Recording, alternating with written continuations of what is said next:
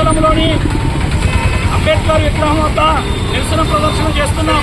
ఎందుకంటే బీహార్లో 3 చిన్నపిల్లలు ఆటలాడుతుండగా ఒక దుర్మార్గుడమైన వ్యక్తి అభం శుభం తెలియని చిన్నారిని అడవుల్లోకి తీసుకెళ్లి కిరాతకంగా అత్యాచారం చేసి చంపివేశాడు.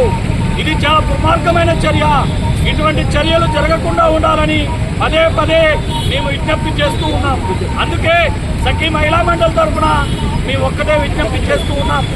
భవిష్యత్తులో ఇటువంటి దారుణాలు జరగకుండా సఖీ మహిళా మండలి పోరాటాలు చేస్తూనే ఉన్నది. కాబట్టి మహిళలందరూ కూడా ఏకత్రాటిపైకి రావాల్సిన అవసరం ఉన్నది. ఈరోజు బీహార్లో జరిగిన సంఘటన సభ్య సమాజాన్ని అలా దించుకునేలా చేసింది. కాబట్టి ఇకనైనా ఈ చట్టాలు కళ్ళు తెచ్చుకోవాలి. ఎవరైనా అభం శుభం తెలియని పిల్లలపై అత్యాచారం చేస్తే వారి నడి బజార్లో ఉరి తీయాలి.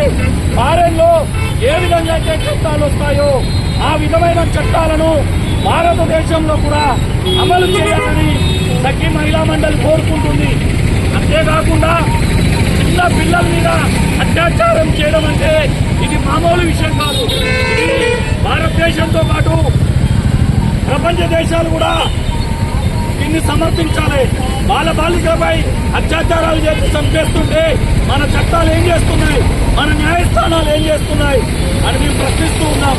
అందుకే బీహార్లో అభం శుభం తెలియని అమాయకులైన చిన్న పిల్లపై అత్యాచారం చేసి చంపివేయడాన్ని సఖీ మహిళా మండలి తీవ్రంగా ఖండిస్తుంది.